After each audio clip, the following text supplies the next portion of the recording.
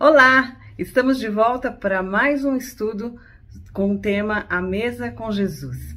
E nós estamos vendo os detalhes da última mesa em que Jesus fez sua refeição com os discípulos e o tanto de ensinos que ele deixou para nós.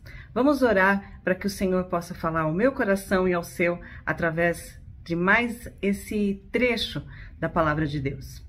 Senhor Deus, muito obrigado, Senhor, porque nós temos o privilégio de poder aprender de Ti, Senhor.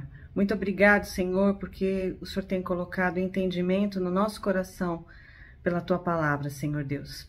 E eu quero Te agradecer, Senhor, por cada pessoa que está dispondo do seu tempo agora também, desejando aprender de Ti, Senhor.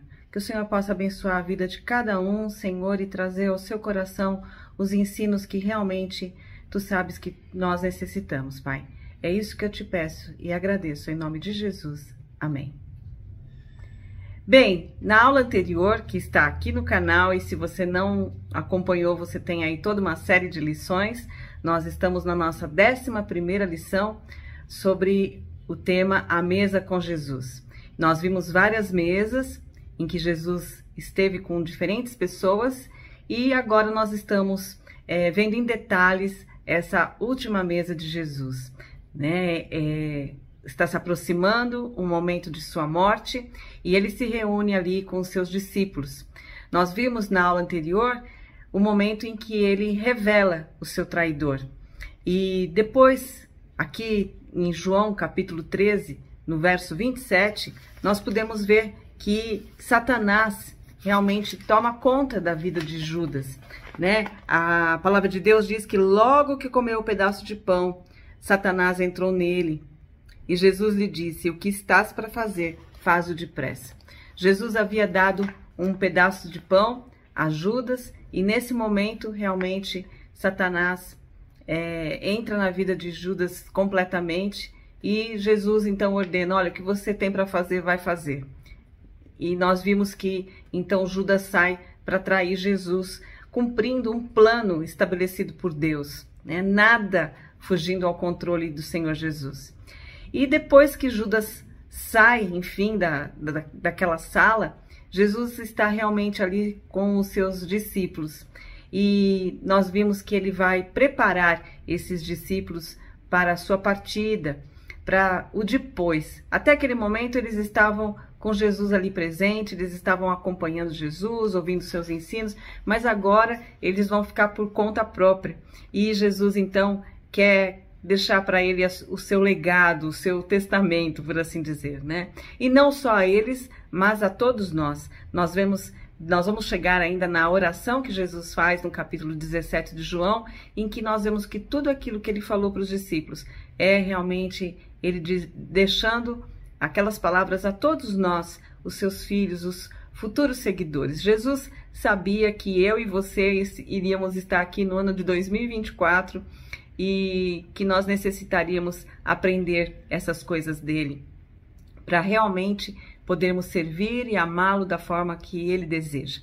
Então, nós vamos olhar da mesma forma como Jesus falou com seus discípulos, ele vai estar falando conosco, né? E eu gostaria de convidar você a abrir aí o capítulo 13 de João, e nós vamos ver o trecho do versículo 31 ao verso 38, que é logo depois que Judas realmente sai ali do local. João capítulo 13, verso 31 a 38, diz assim: depois que ele saiu, Jesus disse: agora o Filho do Homem é glorificado, e Deus é glorificado nele. E se Deus é glorificado nele, também Deus o glorificará em si mesmo, e logo o glorificará. Filhinhos, estarei convosco apenas mais um pouco. Vós me procurareis, e como eu disse aos judeus, também vos digo agora: para onde vou, não podeis ir. Eu vos dou um novo mandamento, que vos ameis uns aos outros, assim como eu vos amei, que também vos ameis uns aos outros. Nisto todos saberão que sois meus discípulos, se vos amardes uns aos outros. Então Simão Pedro lhe perguntou: Senhor, para onde vais? Jesus respondeu: para onde vou, não podes seguir-me agora. Mais tarde, porém, me seguirás. E Pedro lhe disse: Senhor, Por que não posso seguir-te agora? Darei a minha vida por ti. Jesus respondeu: darás a vida por mim? Em verdade te digo, antes que o galo cante, tu me negarás 3 vezes. Como eu disse, Jesus aqui está dando aos discípulos os primeiros ensinos, né, de como eles deveriam agir e ser sem a presença física de Jesus. O que caracterizaria, de fato, os verdadeiros cristãos, aqueles que poderiam ser chamados seguidores de Cristo realmente? E isso vem para nós também hoje em dia, né? O que será que identifica um verdadeiro cristão? É isso que Jesus vai estabelecer aqui agora de início, a base de todo esse ensino. O que caracteriza um verdadeiro cristão? Será que é um crucifixo, por exemplo? Há um tempo atrás, você usar um crucifixo, né, era até um sinal realmente de que você era um devoto, era alguém realmente cristão. Identificava você. Ou talvez você possa dizer, é ter um adesivo no carro, né? Deus é fiel, ou eu amo Jesus, enfim, um versículo. Ou usar uma camiseta. Esses dias eu estive numa rua famosa aqui de São Paulo, tem muitas livrarias e lojas evangélicas, e o que mais se vê são camisetas com leões, com Yeshua, enfim, várias cruzes, né? Será que o que realmente identifica um cristão é algum desses símbolos externos? Infelizmente não, porque hoje nós vemos pessoas até mesmo que têm tatuagens de cruz, ou que usam camisetas, ou que têm os seus adesivos, e nem por isso são cristãos realmente, né? Nem por isso professam uma fé em Cristo, nem por isso seguem os valores de Cristo. Nem todo mundo que usa esse tipo de adereço, esses símbolos cristãos, é de fato um cristão. Se nós quisermos saber de fato o que é um cristão genuíno, nós precisamos ir além dessa superfície de símbolos que existem aí. Nós precisamos mergulhar em algo que é maior, que está além dos símbolos. O que marca um verdadeiro cristão é algo que acontece no seu coração e não somente na sua parte externa, né? Porque um verdadeiro cristão, ele nasceu de novo. Ele tem uma nova vida, ele foi regenerado, ele foi transformado, ele passou de fato por uma metamorfose completa. O verdadeiro cristão, ele tem em si uma nova forma de viver. E essa transformação passa por uma transformação do seu caráter. De fato, nós somos, como pessoas, conhecidas por as coisas que nós amamos. O nosso caráter, aquilo que nós realmente dedicamos à nossa vida. Se você pode ser conhecido como um excelente trabalhador, porque você dedica lá 20 horas, né, do seu dia a só pensar no seu trabalho.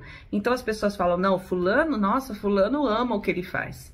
Ele é um médico dedicado, ele é um advogado dedicado, porque você demonstra na sua vida aquilo que você realmente ama. E é isso que caracteriza um verdadeiro cristão. A transformação que ele passa no seu interior faz com que ele demonstre que ele ama realmente a Cristo. Que Cristo é a sua prioridade, Cristo é a sua razão de viver. Então nós somos conhecidos de fato pelo que nós amamos. E a explicação mais simples do que de fato é o que nós amamos está em Gálatas 5, no fruto do Espírito. Quando o Espírito Santo de Deus passa a habitar no nosso coração, ele flui em nós e produz em nós o seu fruto. E o seu fruto é o amor. E desse amor, flui todas as outras coisas, né? Flui alegria, flui paz, bondade, domínio próprio. Todas essas atitudes, elas fluem do amor. O amor é a base de todas as coisas. Então, nós como cristãos, nós devemos ser conhecidos pelo nosso amor, e deste amor fluem todas as outras atitudes.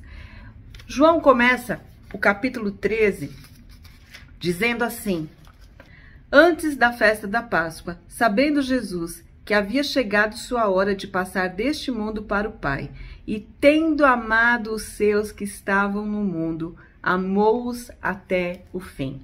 João começa esse capítulo 13 aqui dizendo do amor de Jesus pelos seus discípulos, por aqueles que são dele, né? Amando até o fim. Até o fim, tanto em termos de infinitude, né? Porque não foi na morte de Jesus que acabou as coisas, né? Que ele amou até ele morrer. Não, porque nós sabemos que Jesus ressuscitou, que continuou, né? Então, Jesus amou até o fim, até a eternidade.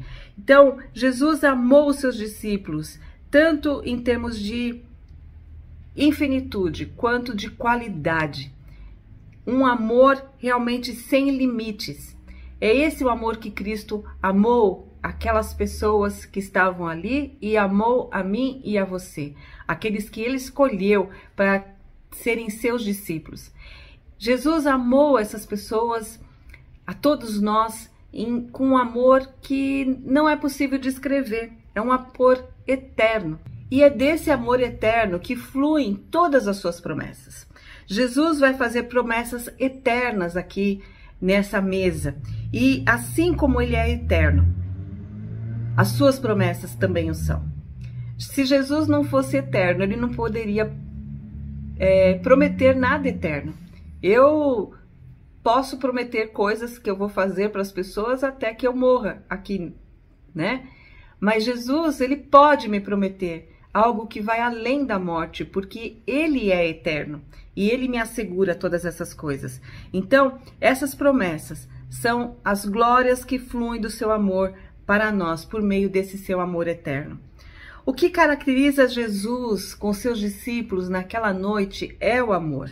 As últimas palavras de Jesus são doces e poderosas, calmas e urgentes, banhadas pela maior expressão de amor que ele poderia dar para aqueles discípulos e para todos nós, e é só isso que ele espera de nós, amor, né? É isso que o Senhor espera de nós. Nós o amamos porque ele nos amou primeiro.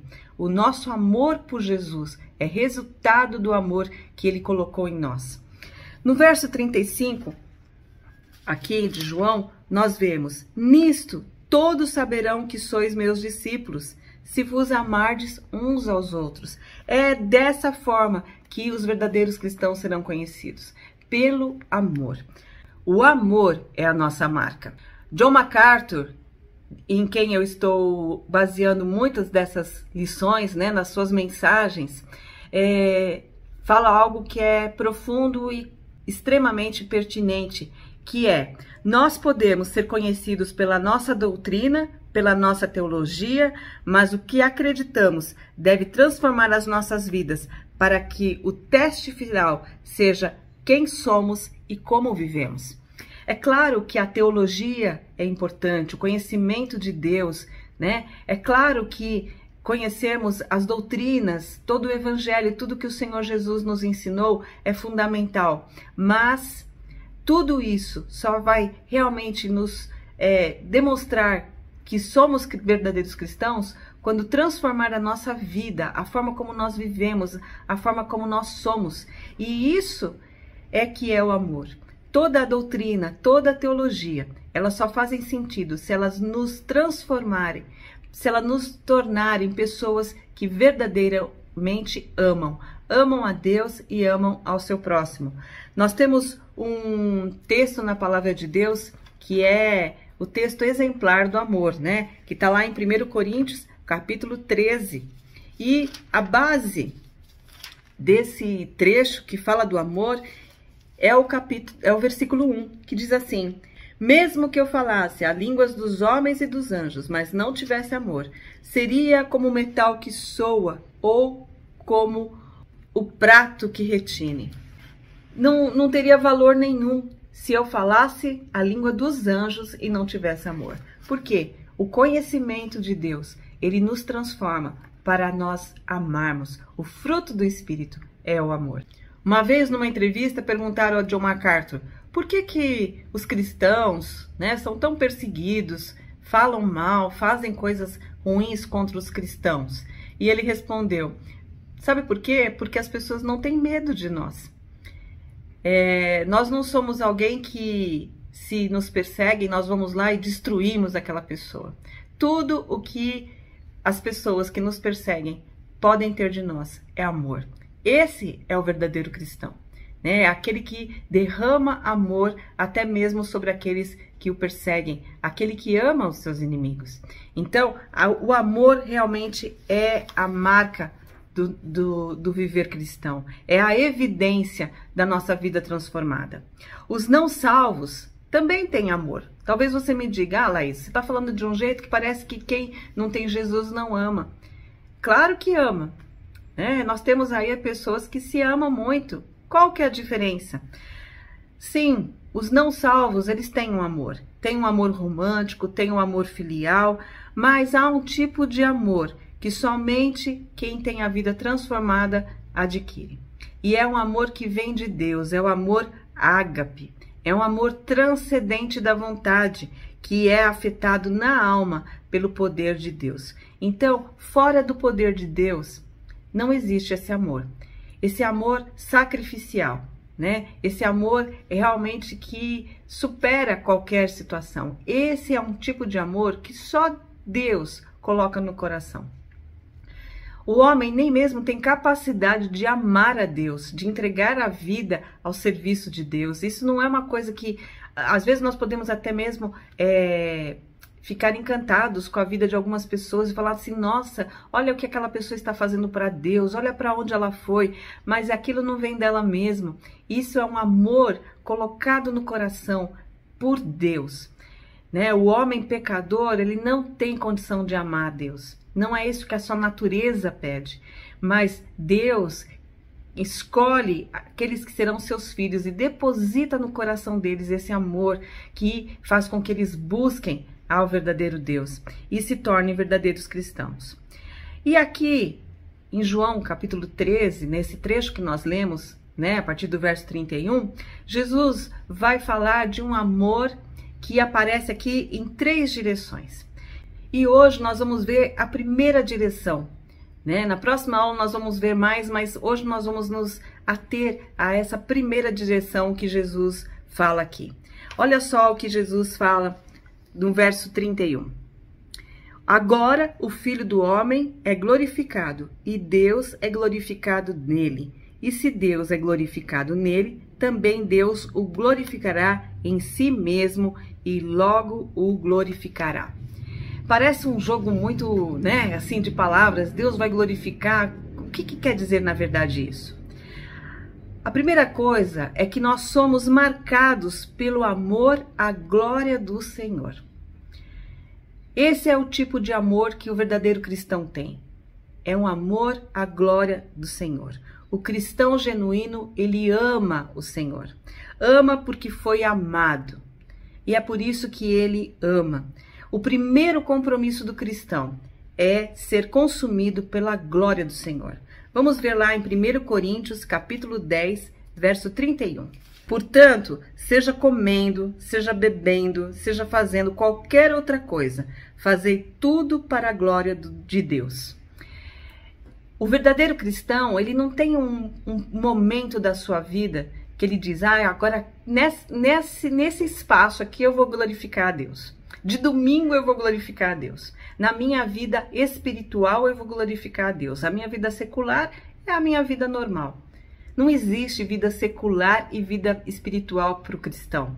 Ele tem uma vida e nessa única vida que ele tem, o seu prazer é glorificar o Senhor. Seja bebendo, seja comendo, seja limpando a casa, seja numa conversa com amigos, o seu viver é glorificar a Deus. A Bíblia toda, ela nos instrui a glorificar a Deus.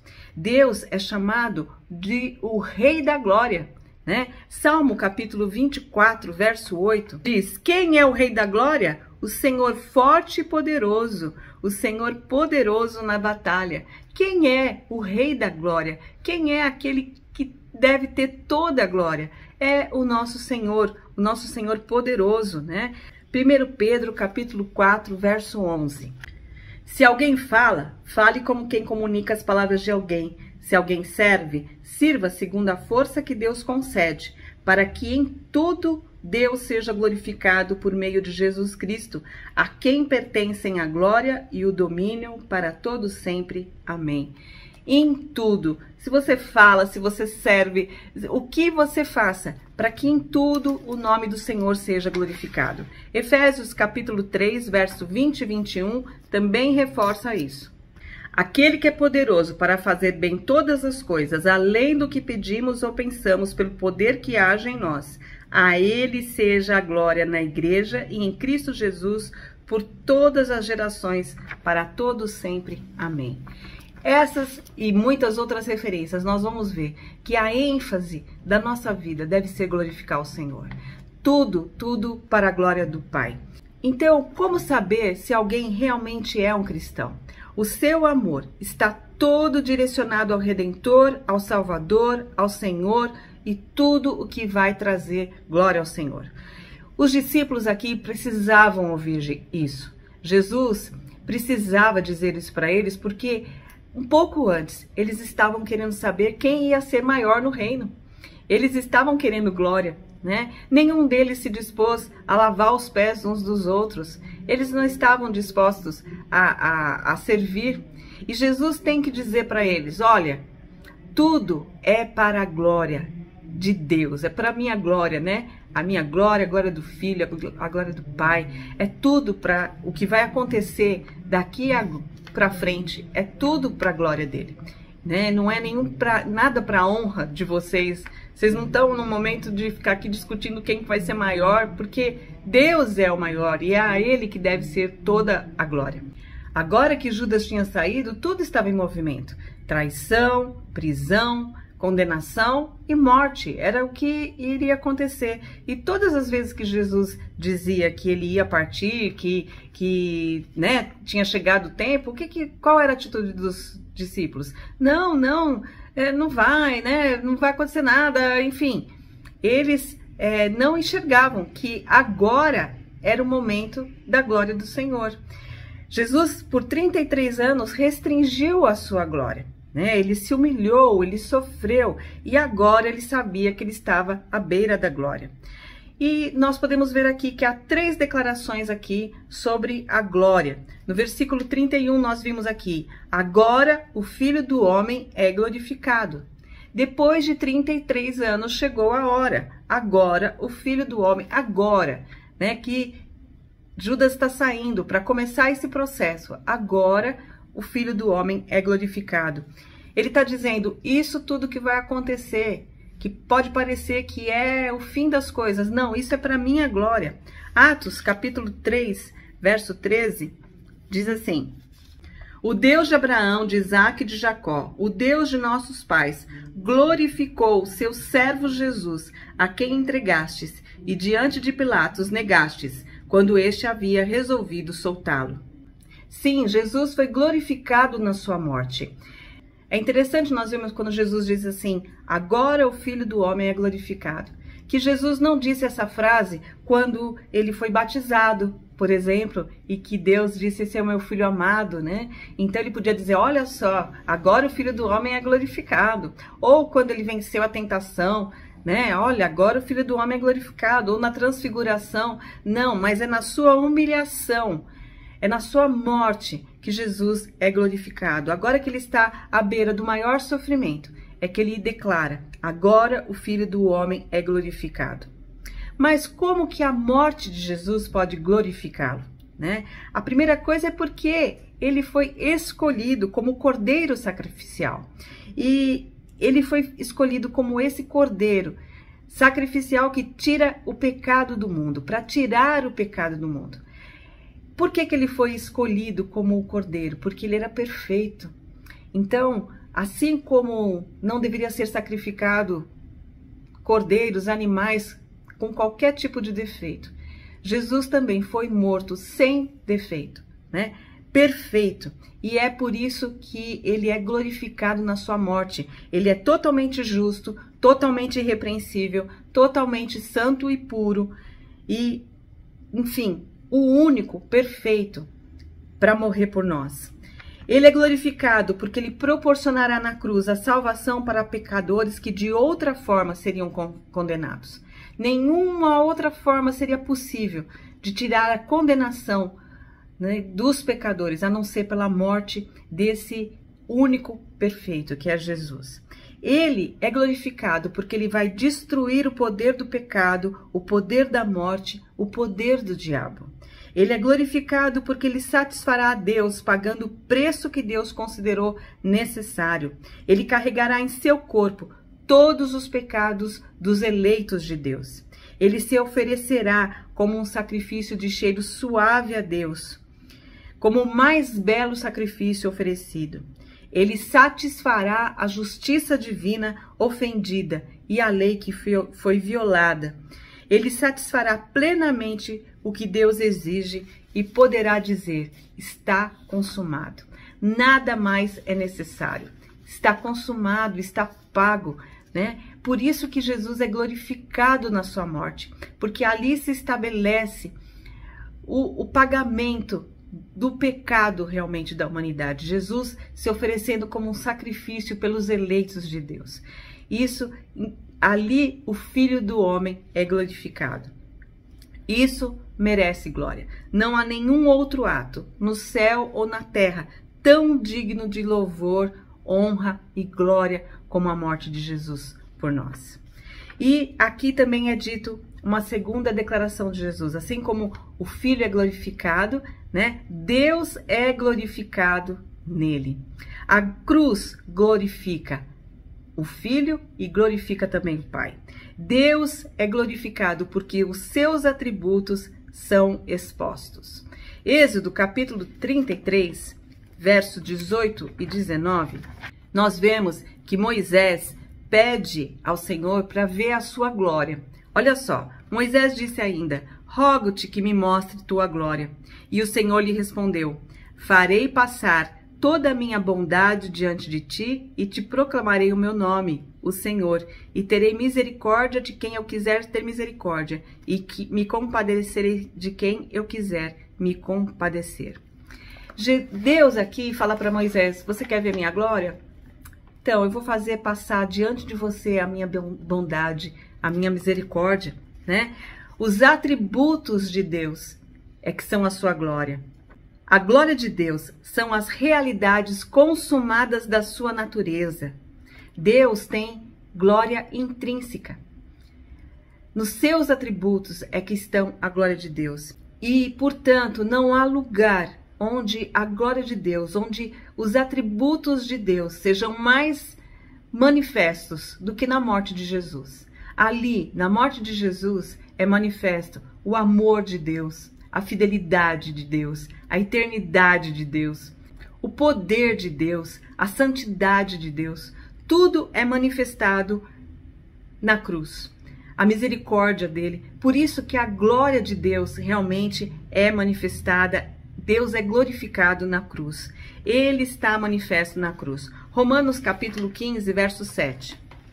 Portanto, acolhei-vos uns aos outros, como também Cristo nos acolheu, para a glória de Deus.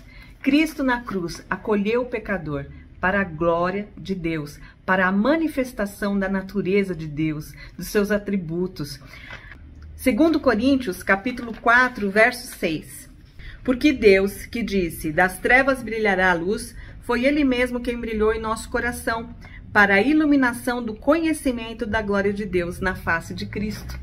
Olha só, o conhecimento da glória de Deus na face de Cristo. Então, na cruz, a glória de Deus se manifestou totalmente. E isso é uma coisa muito interessante que eu gostei de olhar. Porque muitas vezes a gente fala assim, acontecem situações na nossa vida e a gente usa a expressão: ah, glória a Deus, glória a Deus. Parece que assim, tô dando um crédito para Deus, foi Deus que fez, né? Mas realmente quando nós falamos assim, que nós estamos dando glória a Deus, é porque de fato nós estamos vendo naquela situação, naquelas circunstâncias, os atributos de Deus manifestos. Então, quando, por exemplo, Deus nos dá a cura de uma doença, nós dizemos glória a Deus, porque nós estamos vendo bondade, misericórdia, poder de Deus manifestados naquela situação. Então, na cruz foi manifesto esses atributos de Deus, a sua fidelidade, a sua misericórdia, o seu poder, o seu amor, né? Todos os atributos de Deus podem ser vistos claramente na cruz. E é por isso que Deus, o Pai, é glorificado nele. E depois nós temos a outra declaração de Jesus, que é: e logo o glorificará. Filipenses, capítulo 2, versos de 8 a 11. Diz assim: assim, na forma de homem, humilhou-se a si mesmo, sendo obediente até a morte e morte de cruz. Por isso, Deus também o exaltou com soberania e lhe deu o nome que está acima de qualquer outro nome, para que ao nome de Jesus se dobre todo o joelho dos que estão nos céus, na terra e debaixo da terra, e toda língua confesse que Jesus Cristo é o Senhor, para a glória de Deus Pai. Logo o glorificará. Efésios, capítulo 1, verso 20 e 21. Que atuou em Cristo, ressuscitando-o dentre os mortos e fazendo-o sentar-se à sua direita nos céus, muito acima de todo principado, autoridade, poder, domínio e de todo nome que possa ser pronunciado, não só nessa era, mas também na vindoura. E ainda em Hebreus, capítulo 1, verso 3. Ele é o resplendor da sua glória e a representação exata do seu ser, sustentando todas as coisas pela palavra do seu poder, e tendo feito a purificação dos pecados, assentou-se à direita da majestade nas alturas. O que esses três textos nos dizem? Que depois da morte de Jesus, da sua ressurreição, ele se assentou à direita da majestade, ele se assentou à direita do Pai. Ele foi glorificado, né? Então, aqui quando Jesus diz, e logo o glorificará, é porque Jesus sabia da exaltação e da coroação que ele teria, né, diante da sua ressurreição. E por que será que Jesus, então, está falando para os discípulos de toda essa glória? Dele ser glorificado, o Pai, o que iria acontecer, né? Que Deus o glorificaria. Por que ele está falando tudo isso? Nós vemos aqui no verso 34 uma expressão que não era comum de Jesus usar com seus discípulos. Uma expressão carinhosa, amorosa. Vamos ver, João 13, 33. Filhinhos, estarei convosco apenas mais um pouco. Vós me procurareis, e como eu disse aos judeus, também vos digo agora, para onde vou, não podeis ir. Jesus está dizendo tudo isso para eles, para os filhinhos, né? De uma maneira amorosa aqui, porque ele conhece a resistência dos seus discípulos. Eles não querem que ele vá, eles não gostam dessa ideia, né? Eles tentam impedir Jesus, eles estão colocando toda a sua esperança em Cristo, nele ali, vivo, né, real, no sentido de presente no meio deles. A sua confiança está nele. Eles estão tristes, sozinhos, preocupados. Afinal, Jesus está dizendo o tempo todo que vai embora, que todo aquele projeto que eles imaginaram na cabeça deles, de um reino sendo constituído ali, não vai existir. Então, Jesus quer que eles saibam que eles precisam estar comprometidos com algo para além daquilo. Eles têm que estar comprometidos com sua glória, não importa como isso os afete. Eu tenho que ir, é minha hora de ser glorificado, glorificado na cruz, glorificado no túmulo aberto, glorificado na ascensão ao céu, por estar à direita do Pai. É hora da minha glória. Os discípulos aqui estavam presos ao reino, à sua ambição, mas eles precisavam mudar, eles precisavam ter uma outra visão. Eles precisavam ser consumidos pela glória do Senhor. Aconteça o que acontecer comigo, quer eu viva, quer eu morra, aconteça o que acontecer comigo, Cristo será glorificado. Era isso, por exemplo, que Paulo sempre dizia. Não importa, né? Nos meus sofrimentos, na minha alegria, em tudo, o Senhor vai ser glorificado. Então, o amor apaixonado e consumidor pela glória de Deus é a marca real de um verdadeiro cristão. Amam, acreditam nele, mas ainda não foram consumidos pela sua glória. É assim que estão os discípulos. Eles deixaram as suas coisas, eles vivem com Jesus, mas não foram consumidos pela sua glória. Existia um homem chamado Henry Martyn que navegou para a Índia para ser missionário em 1805. E ele escreveu no diário dele: "Deixe-me queimar por Deus." Quando ele estava lá, naquele lugar, ele foi até um templo hindu. E enquanto ele observava todas aquelas pessoas ali adorando aqueles deuses, ele não podia ter outro sentimento. Ele escreveu: "Isso despertou em mim mais horror do que posso expressar. Não posso suportar a existência se Jesus não for glorificado. Isso é um inferno para mim." De ver aquelas pessoas adorando outros deuses, ele ficava em uma tristeza tão profunda que para ele era assim impossível viver daquele jeito, né? E isso faz com que a gente pense o quanto nós somos tolerantes e eu diria mais indiferentes muitas vezes de ver o mundo prostrado aos seus deuses, sem glorificar a Deus. E isso deveria provocar em nós uma tristeza tão absoluta e profunda, porque só quem merece glória é o nosso Deus. E o fato das pessoas não glorificarem a Deus deveria nos entristecer profundamente, né? A ponto de mover a nossa vida a anunciar realmente a esse Deus que merece toda a glória. Então, o que Jesus está querendo que os discípulos aqui tenham é uma transformação, um amor que realmente busca a sua glória. Ele está dizendo: eu vou morrer para que a minha glória seja estabelecida, para que o Pai seja glorificado nisso. O coração dos discípulos deveria dizer: Senhor, eu não quero então o Senhor aqui perto de nós. Eu quero que o Senhor seja glorificado. Eu quero que em tudo o Senhor seja glorificado. Eu vou ficar triste temporariamente até pela nossa separação, mas eu sei que o Senhor será glorificado. E nós ficamos felizes por o Senhor ser glorificado. E é esse que deve ser o nosso sentimento também. A nossa vida deve ser de glória ao Senhor. Nós podemos realmente estar passando por tribulações, situações difíceis ou até por grandes alegrias terrenas, mas que nós possamos ver que em tudo isso o que vale a pena realmente é a glória de Deus, é Ele ser glorificado. Essa é a nossa marca, é o amor pela glória do Senhor. E sabendo que quando Ele voltar, Ele vai voltar também em glória. Mateus capítulo 24, verso 30 diz: então aparecerá no céu o sinal do Filho do Homem, e todas as nações da terra se lamentarão e verão o Filho do Homem vindo com poder e grande glória sobre as nuvens do céu. É isso, o Senhor virá com grande glória, o Senhor virá com a manifestação de toda a sua natureza, com a sua fidelidade, com a sua bondade, com o seu amor, com a sua santidade. É aí que Jesus, é dessa forma, né, que Jesus voltará. E capítulo 25, verso 31 de Mateus também nos diz: quando, pois, o Filho do Homem vier na sua glória e todos os anjos com ele, então se sentará no seu trono glorioso. O Senhor Jesus voltará em glória. Ele morreu, na sua morte foi glorificado, e ele voltará em glória. E cabe a nós, cristãos, não buscarmos símbolos externos que digam que somos cristãos, mas glorificarmos a Ele com o nosso amor.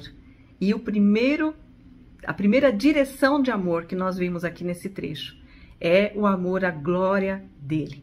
Na próxima aula nós veremos as outras direções do amor que nós também temos que ter, mas que hoje fique no nosso coração essa lição, que a nossa vida busque glorificar a Deus, que nós possamos ver em todas as situações da nossa vida a natureza do nosso Deus sendo manifestada, né? A sua fidelidade, o seu amor, a sua santidade, a sua justiça, o seu poder. Que Deus nos abençoe.